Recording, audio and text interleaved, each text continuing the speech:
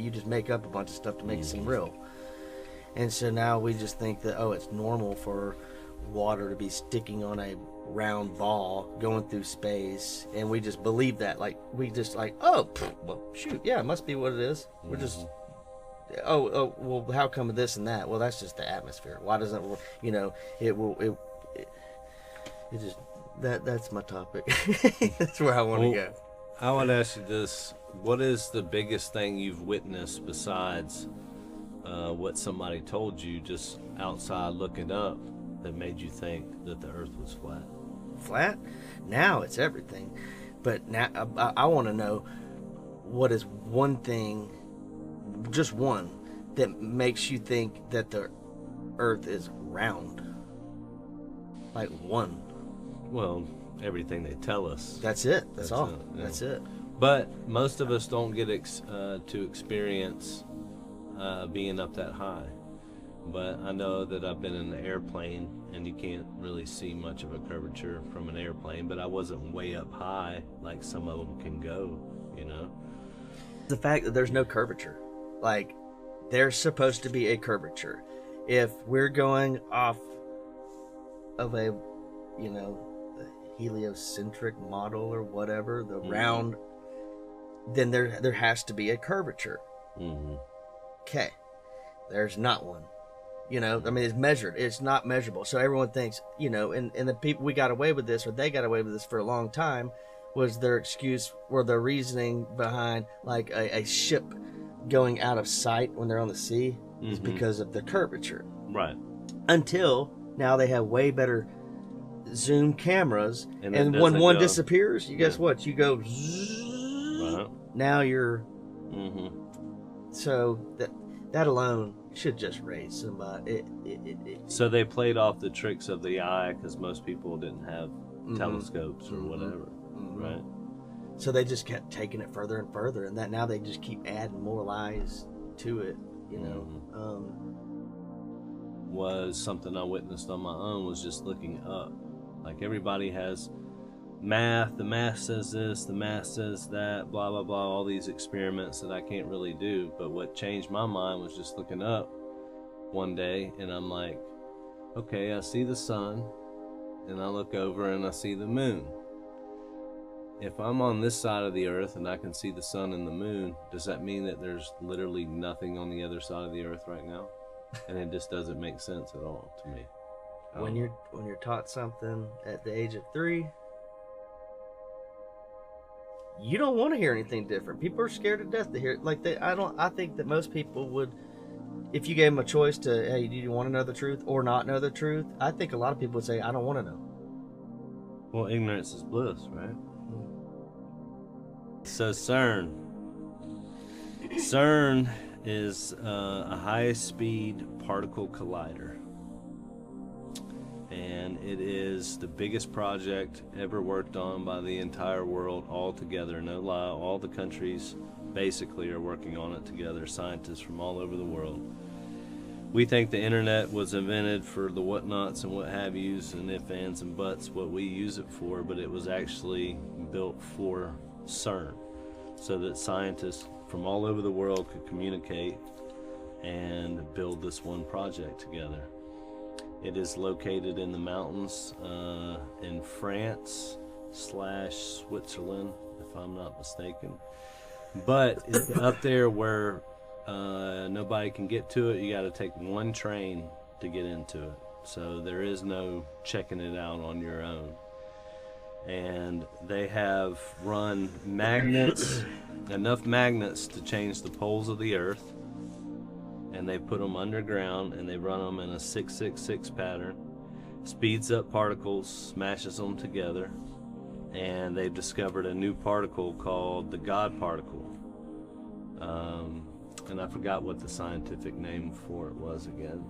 But they call it the God particle, and they say that is the beginning of everything, and they're trying to harness that power. So a lot of things created from that power. You've heard of dark matter. A lot of people are talking about that even in freaking movies and stuff, but that is something that they're harnessing.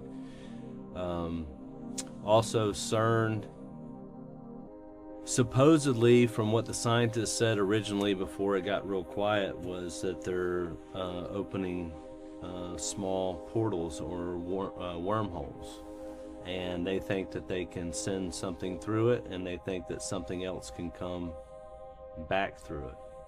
So they're experimenting with portals. Then it goes even crazier. They have an opening ceremony, and the opening ceremony has all the satanic rituals going on. I have seen that. I showed it to you, didn't I? Portal, it's like a portal in a backdrop, looks like it's opening. All these weird creatures are coming out. Demons, freaking goat heads, all kinds of crazy nonsense, right? And they have a statue on the outside of Shiva. Shiva is the destroyer of worlds, and it talks about in Revelations, where it talks about the trumpets. It talks about basically a portal being open to hell.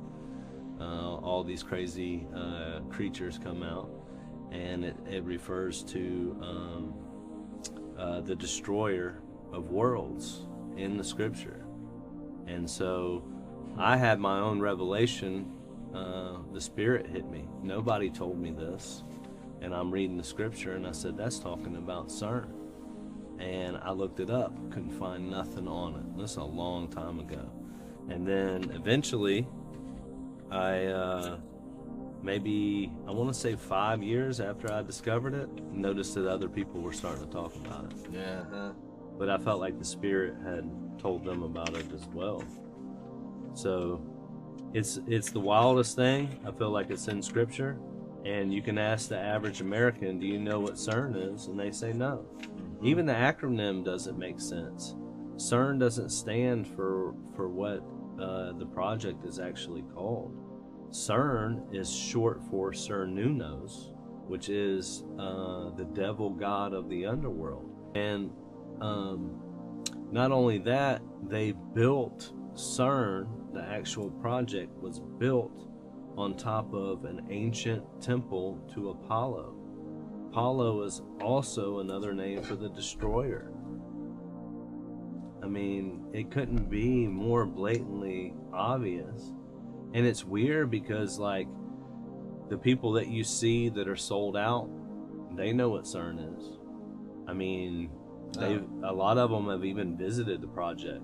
There's a whole freaking whiteboard where famous people have come in and signed. No way. When they've walked through the project to see what's going on.